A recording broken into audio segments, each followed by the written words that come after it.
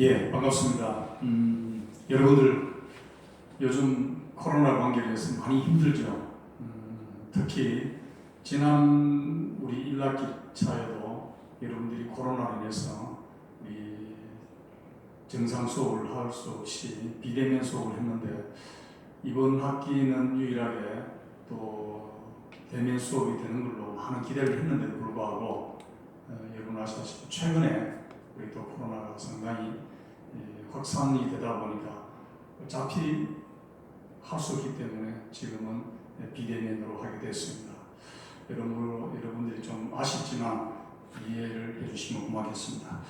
이번 과목은 우리 안전보건 정책이라는 과목을 하게 됐습니다. 오늘은 안전보건 정책의 중요성 및 한 학기 동안의 어떤 수업 계획에 대해서 말씀을 드리도록 하겠습니다.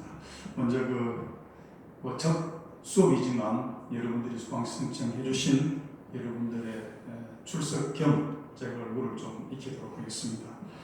먼저 우리 김우식 학생 반갑습니다. 그리고 김정수 학생 반갑습니다. 그리고 김정우 학생 역시 반갑습니다. 그리고 김현근 학생 반갑습니다. 박진걸 학생 역시 사업과 또 우리 학업에 열중하는 데 대해서 격려를 드립니다. 그리고 백순태 우리 학생 역시 마찬가지. 그리고 성혜준 학생, 그리고 양이준 학생, 그리고 윤경구 교수님.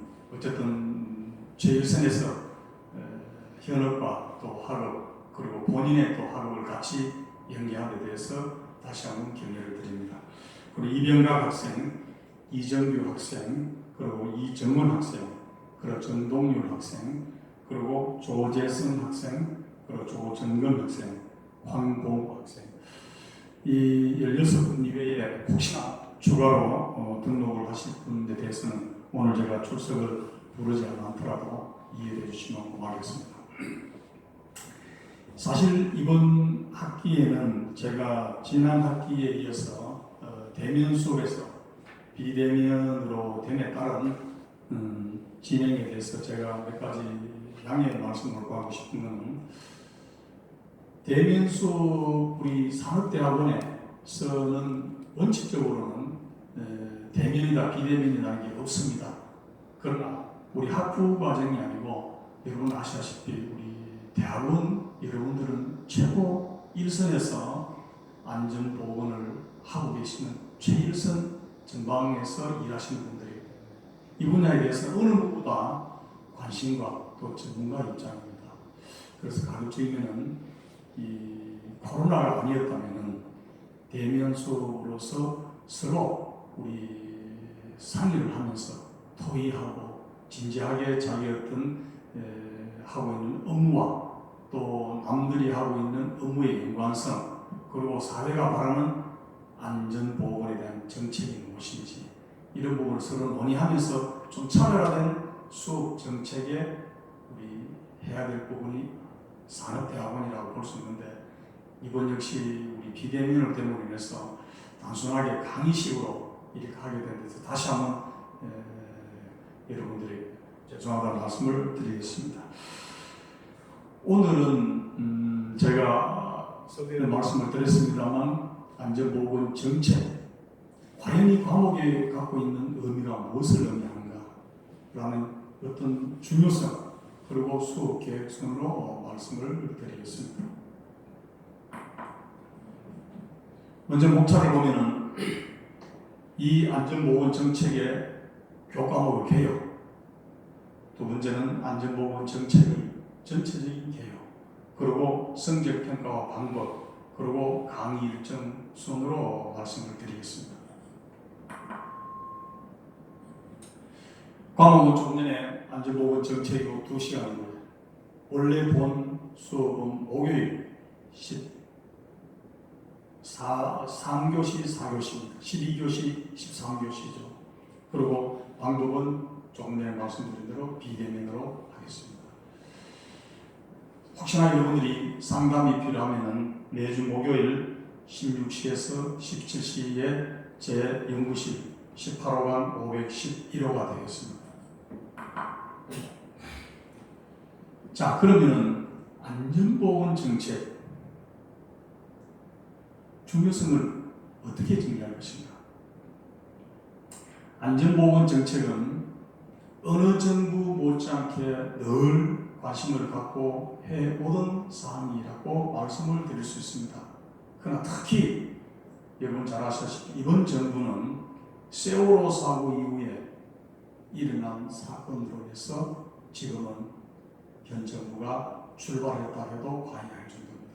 그런 면을 보면 현 정부의 인간 존중에 대한 확고한 의지 그리고 국민의 관심사가 고조됨에 따라 국민생활 및 산업 현장에서의 실행을 위한 기본적인 계획과 방침에 대해서 체계적으로 기획하고 대책을 수립하는 매우 중요한 내용이 되겠습니다. 여기서 말씀드리는 안전보건, 우리가 늘 얘기하는 기기안전, 전기안전, 화공안전, 각종 또 우리 건설안전, 안전문화 이렇게 주로 정리를 하고 있는 반면에 그럼 안전정책이 과연 뭔가? 라고 얘기를 들 수 있죠. 그리고 우리 학생 여러분들을 면면을 다 보면 대부분 대기업의 실장님 또는 책임자 그리고 일반 개인 기업에도 CEO 되는 분들입니다. 이런 분들 여러분들께서는 실제 현장에서 일어나는 어떤 개체적인 강단에 들어가서 일하는 것도 상당히 중요하지만 그 일을 하기 위해서 계획, 기획, 그걸 했을 때 어떤 성과, 그걸 어떻게 우리 회사와 내 자신, 그리고 내 자신과 회사, 그리고 이것이 어떤 면은 그 지방정부의 행정기관, 그리고 중앙정부의 관계기관, 그리고 인근 회사와 또 인근 시민사회와 인근 지역 주민과 주민의 관계에 대한 이런 총망라적인 계획을 안전보건에 대한 정책을 기획합니다. 물론 조금 전에 말씀 제조업에는 제조 생산량이 가장 중요하지만 어쩌면 그 생산을 하기 위해서 기획하고 계획하는 게 더 중요하죠. 계획이 잘 되면은 그 생산과 그 회사의 어떤 매출액과 이익은 분명히 상승합니다. 그런데 문제는 계획이 부실하다면 쉽게 말해서 혼자 가면 빨리는 갈 수 있지만 그 결과는 장담을 할 수 없죠. 그래서 그 여러 사람이 만약에 간다라고 하면 여러 사람이라는 자체는 여러 가지 의견, 여러 가지 계획, 여러 가지 내용을 총망라해서 분석해서 우리가 몸담고 있는 조직, 우리가 일하고 있는 회사, 내 자신의 어떤 퀄리티 자체를 봤을 때 어떻게 하면 가장 성과를 부양할 수 있는가라고 계획을 한다면은 거기에 대한 어떤 실행과 또 성과 평가는 분명히 좋아져요. 그런 맥락에 보면은 주로 안전보건 정책을 어떻게 가져갈 것인가 이것이 상당히 우리 안전보건의 업무에 실무 업무에 중요한 어떤 포션을 차지하기 때문에 이제는 여러분들께서 안전보건 정책에 대해서 나름대로 많은 학습을 좀 통해서 실행을 옮길 수 있기를 기대하면서 본 과목을 진행하도록 하겠습니다. 자, 그러면은 정부 정책의 중요성. 정부 정책이라면 뭐 지금도 어제 아래도 언론에도 나오셨죠. 지금 2021년도에 우리나라의 국가 예산이 555조라는 엄청난 예산이 나왔습니다. 그렇다면 그 예산을 만들 때는 수립할 때는 그냥 만들어진 게 아니죠. 어떤 사업을 어떻게 기획하고 어떻게 연계를 가짐으로써 정부는 정부대로 중앙정부와 지방정부 그리고 국민은 국민 나름대로 어떤 삶의 질이 높아질 수 있는 그런 어떤 계획을 수립하는 것이 안전보건 정책이다 이렇게 말씀드릴 수 있죠. 그래서 정부 정책의 중요성을 보면은 특히 우리 안전보건 분야를 본다면은 건국 이래 급격한 산업화로 우리 한국 사회의 현실을 보면은 그동안 사실 안전 보건보다는 거의 성장이라는 경제 논리에 집중을 해온 것이 사실입니다. 우리 62년도 경제개발 1차 경제개발 이후에 정말 유럽이나 서구 쪽에 거의 150년, 200년간 해왔던 산업의 어떤 전체를 우리는 거의 반세기, 약 한 4분의 1 기간 안에 우리는 그걸 달성을 했었죠. 물론 그래 하는 과정에 나름대로 많은 우리가 노력을 한 부분도 있습니다만 그 경제 논리 이면에는, 경제 성장 이면에는 엄청난 우리 근로자, 심지어 우리 국민들이 생명을 담보로 해서 그렇게 성장했다, 이렇게도 말씀드릴 수 있죠. 그래서 이제는 과거와 같이 가서는 안 된다. 과거에 우리가 어떻습니까? 우리 출산율이 전 세계적으로 거의 상당히 높았죠. 우리 부모 형제들 보면 거의 4남매, 5남매, 7남매 뭐 이렇게 되다가 지금은 우리 출산율이 세계 OECD 중에 최하입니다. 그리고 어느 가정이든지 자녀가 하나이고 둘이다. 그리고 인구 증가율도 최고로 둔화되고 있죠. 이런 와중에 우리 생명의 존엄성은, 물론 사람이 인구 출산율이 높다 해서 사망을 많이 해도 괜찮고 출산율이 떨어진다 해가지고 사망을 높아서 되는 건 아니죠. 그 인간의 존엄성은 동일하지만 어쨌든 지금 우리는 경제 성장이라는 조건으로서 우리 생명을 담보로 해서는 안 된다. 이것이 정책의 기조가 되고, 그럼 두 번째는 정부가 국민의 안전을 지키지 못하는 상황에 직면하게 됨에 따라 국민이 불신이 고조되어 우리 사회의 큰 문제로 부각이 되고 있습니다. 우리 국민들은 늘 정부의 의지를 많이 하고 있죠. 왜냐? 국민이 해야 될 일은 자기 본업이기 때문에. 정부의 중앙정부는 중앙정부대로, 울산지방정부는 지방정부대로 나름대로 계획을 수립해서 잘 해주길 바라고 있지만 우리 국민들은 거기에 희생이 되고 사고가 나면 엄청난 피해를 보는 것이 당사자 국민입니다. 이제서 그런 어떤 문제가 부각되기 때문에 이제는 정부 정책과 지방정부 정책에도 안전에 대한 중요성이 상당히 중요성을 인식합니다. 그러나 우리 국민들도 역시 마찬가지죠. 이제는 모든 안전이나 보건은 중앙정부와 지방정부에만 일임할 것이 아니라 이제 개인의 안전 확보도 우리 스스로 지켜나가야 됩니다. 이것이 하나의 또 지금 우리가 해야 될 중요한 이슈가 되죠. 지금 유엔에서, 유엔 환경회의에서 나오는 얘기입니다만 지속가능 발전 협의회라는 게 있습니다. 전국 17개 광역 시도에 있는데 거기는 경제, 사회, 문화, 관광, 도시, 교통, 환경 총망라적으로 하고 있는데 거기 보면 가장 중요한 부분이 최근에는 안전이죠. 그 안전 중에 하나가 뭡니까? 지금도 진행 중인 코로나. 과거에 우리는 어떻습니까? 우리가 1인당 GRDP를 봤을 때는 나라 5,000불 될 때는 거의 기후변화, 환경이 최고의 이슈였지만 약 한 25,000불까지는 거의 안전을 최우선을 했습니다. 지금은 우리 3만 불을 내다보고 있는 우리 국가 차원에서는 이제는 뭐냐? 보건이 최우선이죠. 그렇다고 환경이나 안전을 무시하고 보건만 하라는 거죠. 환경과 안전은 기본으로 하면서 이제는 보건을 우리가 해야 된다.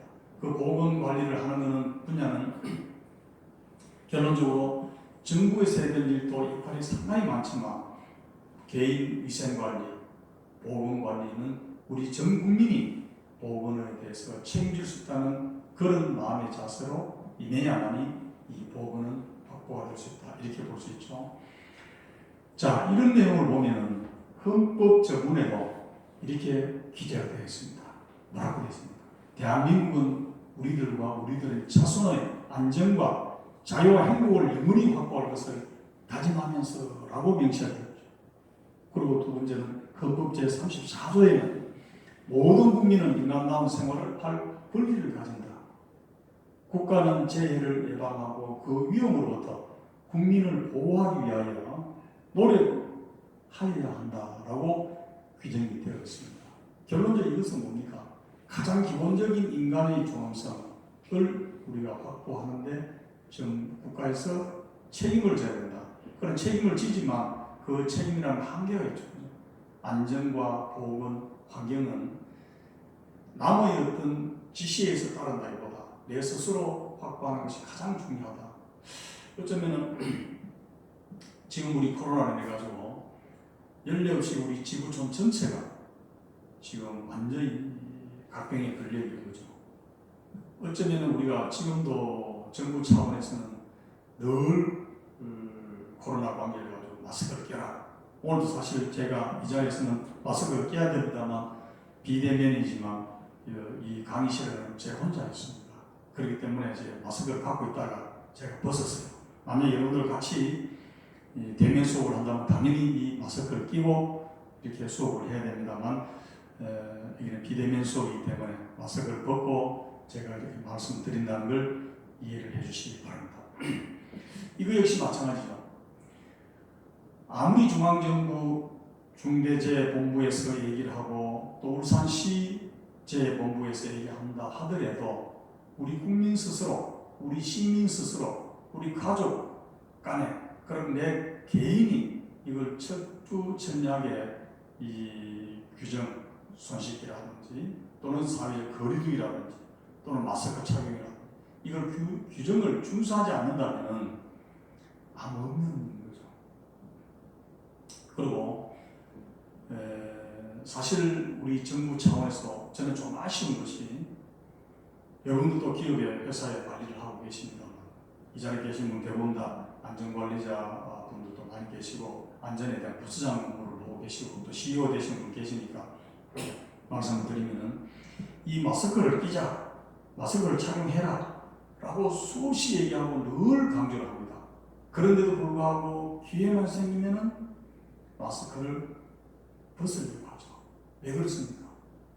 우리 인간 특히 50이든 60이든 또는 30이든 40세 되시는 분들이 아주 특별하게 먼지가 난다든지 아주 추운 어떤 냉감기 이외에는 늘 이걸 끼지 않고 살아온 것이 습관화되어 있기 때문에 이 코로나로 인해서 날씨가 추울 때든 더울 때든 이걸 계속 착용하라니까 갑자기 이걸 변화를 주니까 하지 않으려고 하죠. 그래서 무조건 이걸 코로나를 이렇게 차단하려면 무조건 마스크를 껴라라고만 자꾸 할 것이 아니라 여러분 혹시 회사에서 만약 교육을 하시더라도 자, 왜 그러면 코로나를 이렇게 예방하기 위해서는 마스크를 껴야 되느냐 라고 할 때 이 마스크를 끼게 된 원인과 배경과 목적에 대해서 분명히 이해를 시키면 좋겠다. 쉽게 말해서 마스크를 끼지 않아서 코로나가 만약에 감염이 됐을 때 물론 지금은 이제 나름대로 어떤 뭐 약을 처방해서 코로나로 인해서 사망하는 이유는 아직도 미미하기 때문에 만약에 다시 회복이 된다 하더라도 코로나에 걸렸던 사람이 회복됐을 때 그 이후에 자기 인생 삶에 대해서 정립하면은 보니까 치매가 걸릴 확률이 걸리지 않은 사람보다 걸렸던 사람이 치매 걸릴 확률이 몇 프로더라.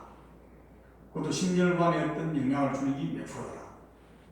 그리고 또 그걸로 인해서 폐에 영향을 주는 게 몇 프로더라. 결론적으로 이 코로나 걸리는 사람이 걸리지 않은 사람이 자기 평생 살 수 있는 수명이 80세라면 코로나가 걸려서 한번 진료를 받았다면 총 자기 수명의 한 20%를 생명을 감아야 되다. 그럼 80에 20% 28, 16 그만큼 자기 마이너스 되는 거죠. 그러면은 내가 코로나가 걸리면은 내 수명이 한 20%를 내가 수명이 단축되는구나. 그러면 내가 이 모든 인간은 빨리 일찍 죽으려는 사람 아무도 없죠. 어쨌든 본인의 우리 인간의 본성은 다 오래 살아려고 하는 사람들입니다. 그렇다면 코로나 걸리면은 내 수명이 한 20% 단축되니까 이거 안 되겠다. 무조건 내가 이 마스크를 껴야 되겠다. 라고 스스로 자기 마스크를 착용하려고 노력하거든요. 그런 어떤 분위기도 일반 시민사회에서는 그걸 하기가 좀 부담이 가더라도 여러분들이 소속되어 있는 회사에 근로자들의 안전보건 교육 때 그 활용을 좀 교육에 적응을 한다면 당사자들은 좀 더 열심히 이 마스크를 착용하지 않겠나 이렇게 생각이 듭니다. 아무쪼록 우리가 정부의 안전보건에 대한 정책 이것이 단순하게 뭐 과거 정부가 어떻고 지금 정부가 어떻고 미래 정부는 어떻게 할 것이다 라는 것보다 헌법에 이렇게, 헌법은 뭡니까? 우리 전 국민이 따라야 할 의무가 있는 법이죠. 이 헌법의 조항에 안전에 대해서 이렇게 명시가 되어 있다. 어떤 분이 이런 얘기하면 우리 안전관계에 대해서도 뭐 헌법에서도 그렇게 조항이 있구나. 그건 처음 듣는 얘기다. 이렇게 얘기할 수 있습니다. 그러나 이 우리가 삶이 가치관에 대해서는 내면의 세계를 본다면 건강과 안전, 행복이 가장 중요한 거죠. 그런 맥락에서 우리 정부의 정책의 중요성에 대해서 말씀을 드렸습니다. 이처럼 우리가 국민의 생명과 안전을 책임지는 것이 가장 중요한 국가의 책무라고 명시되어 있지만 어떻습니까? 지난 반세기 약 한 50년 동안에 발생한 대부분의 사고 원인을 보면 불가항력적인 사고라기보다 거의 대부분 우리 인간, 특히 우리 국민이 잘못을 해가지고 사고가 난 걸로 되었죠. 이걸로 인해서 많은 국민이 희생이 되고 우리 국민들께는 그 희생으로 인한 그 가족과 또 후세들이 지금도 그 고통으로서 헤어나지 못하고 살아가고 있는 것이 현실입니다. 즉 경제 성장이라는 이면에 수많은 생명이 희생이 되었죠.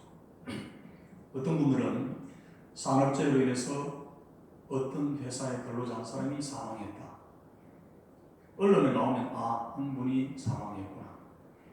또는 경기도 이천에 있는 물류 창고 신축 공사의 사람이 38명이 사망했다.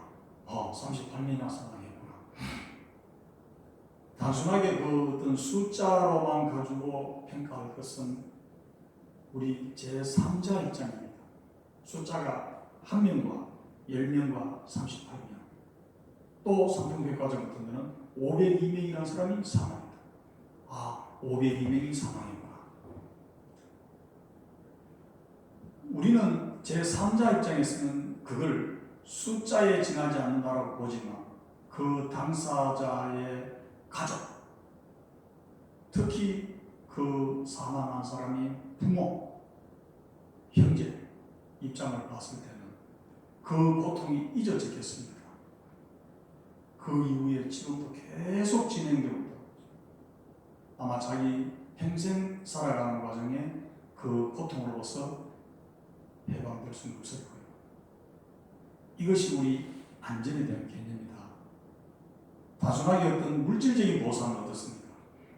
물질이 있다가 없으면 불편하죠. 또 없다가 있으면 편리하지만 우리 생명의 안전에 대한 어떻습니까? 있으면 좋은 거고 없으면 그걸 끝이에요. 사망입니다.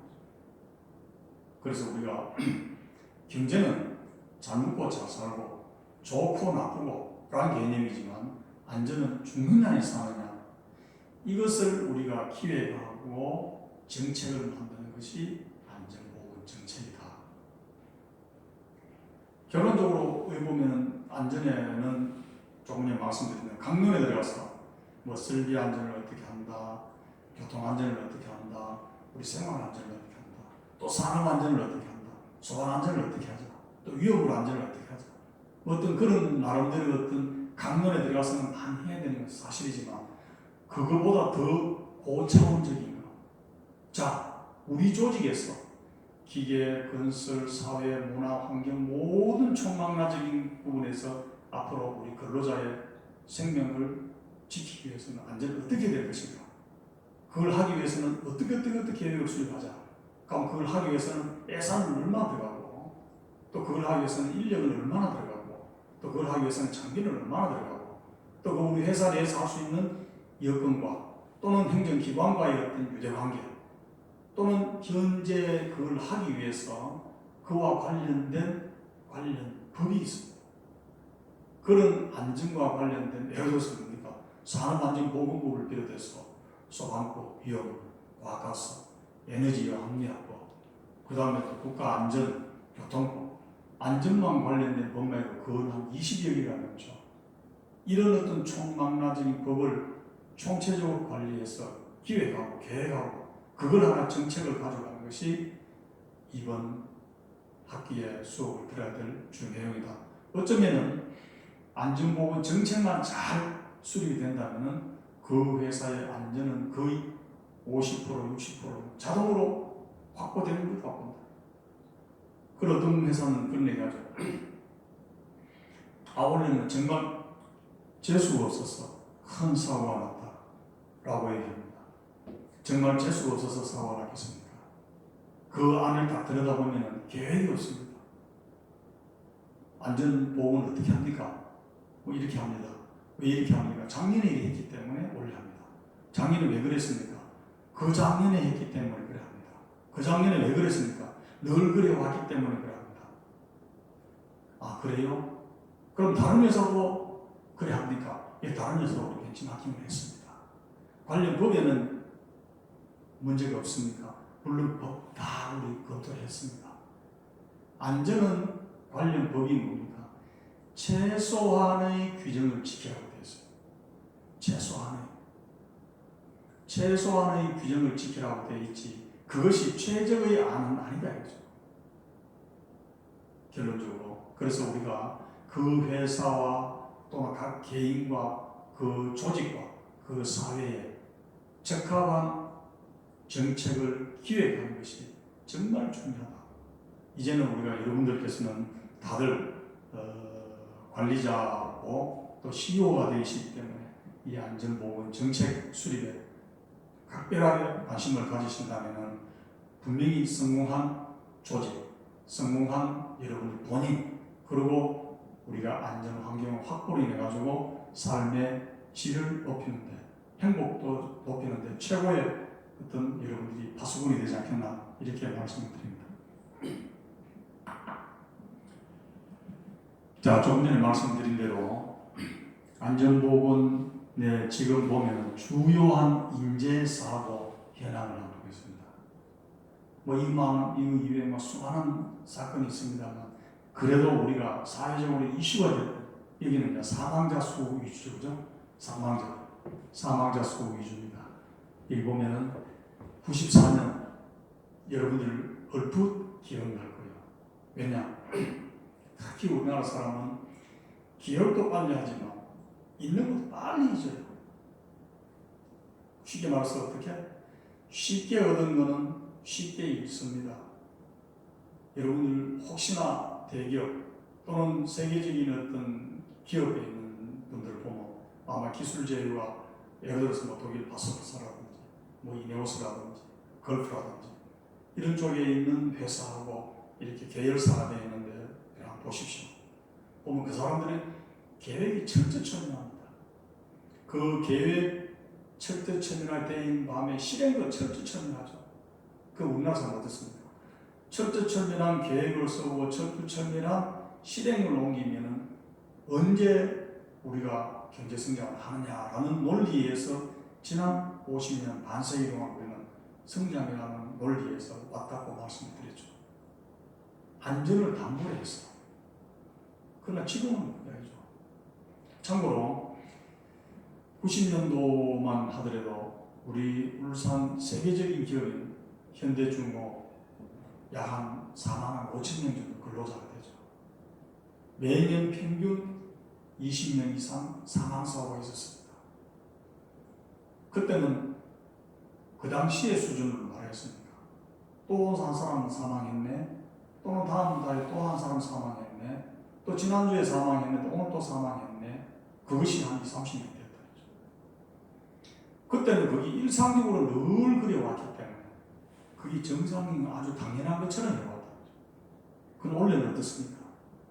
물론 경제 관련해서 가동률도 좀 많이 저조한 건 사실이지만 그래도 원래는 현대중공업 가동률이 상당히 매년 다른 해보다는 좀 많이 높아졌습니다. 그런데 지금 원래 어떻습니까? 근로자는 크게 변동이 없는데 불구하고 지금 사망자는 오늘 기준에가 5명입니다. 이런 5명이 사망했는데 과거에 한 한 20명대 보던 4분의 1로 줄어드는데 이쯤 되면 어떻습니까? 야, 전에는 20명씩 사망하다가 지금 5명 사망하면 이거 아주 양호하다. 수고했어. 이거 잘한다. 이렇게 칭찬해야 될 입장인데 불구하고 지금 어떻습니까? 지금 현대중공은 지난번에 해서 고용노동부 장관이 그냥 질책을 하고 심지어 현대중공 최고 사장님이 이런 식으로 하면 기업 나가야 된다 라고 하고 안전부서의 조직도 엄청 강화시키고 예산도 확보하고 있습니다. 그렇다면 그때는 우리가 그걸 몰라서 못했느냐? 아까 말씀드렸습니다. 경제성장이라는 논리하에 그때 그 수준은 그 정도 할 수밖에 없었는 여건인데 이제는 우리가 어느 정도 국민의 삶의 질과 또 행복지수 또 이제는 우리가 해야 될 수준이 왔기 때문에 이제는 용납이 안 됩니다.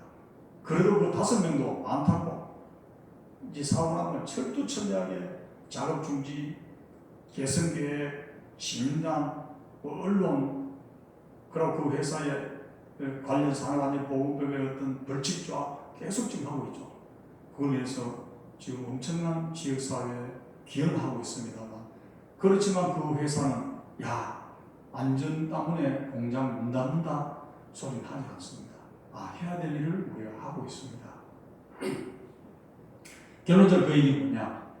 지난 과거에 우리가 이런 사고가 났는 걸 거울 삼아 이제는 앞으로는 이런 사고가 나지 않아야 되겠다라는 게 기본이 되죠. 그래서 보면 94년도에 성수대교 붕괴대가 32명이 사망했죠. 이 역시 마찬가지입니다. 아침 이런 시간에 우리 학생들이 가다가 그냥 떨어져요. 왜 났습니까? 부실공사. 그 다음에 95년도 지금 약 한 5년 전이죠. 그죠? 삼풍백화점 붕괴사. 사망이 502명이에요. 우리나라 건국 이래 제일 많은 사람이 사망. 다친 사람의 970명 정도 됩니다. 즉, 1,500여 명이 사상자가 발생한 사고가 우리 삼풍백화점. 삼풍백화점 잘 아시죠? 기억을 더듬어보면. 그게 불가항력적인 사고가 전혀 아니고 부실공사에다가 관리부재에다가 관련 법 위반에다가 이런 부분이 이 삼풍백화점이 나. 그럼 그때 그 사망하고 그때 그 장애를 입은 사람이 그 가족들은 아직까지 자기가 어떤 그 고통에서 헤어나지 못하고 살아가고 있는 것이 이분들이 돼. 그분들이 누굽니까? 우리의 친인척이 되고 이웃이 되고 한 것이 계십니다. 그 다음에 보시면 인천 호포 화재 사고, 경주 마우나 리조트 사고, 그 다음에 2014년